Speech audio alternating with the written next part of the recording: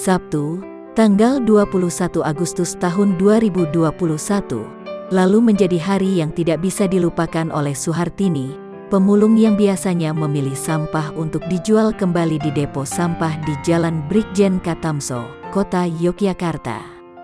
Saat ditemui, Suhartini sedang bekerja. Ia memilah sampah plastik untuk dijual kembali.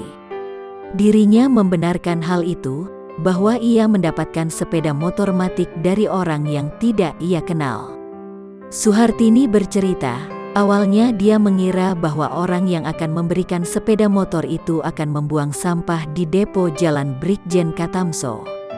Tetapi, setelah diperhatikan kembali orang itu tidak membawa sampah sama sekali. Lantas Suhartini memberanikan diri untuk bertanya kepada orang tak dikenal itu. Suhartini sempat meragukan pemberian orang tersebut, yang belakangan diketahui bernama Hasan, dan menanyakan beberapa kali apakah benar akan diberikan. Motor berwarna putih biru itu benar-benar diberikan kepada Suhartini.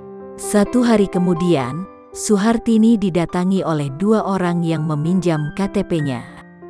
Kedua orang itu meminjam KTP-nya untuk mengurus surat-surat motor yang ia terima.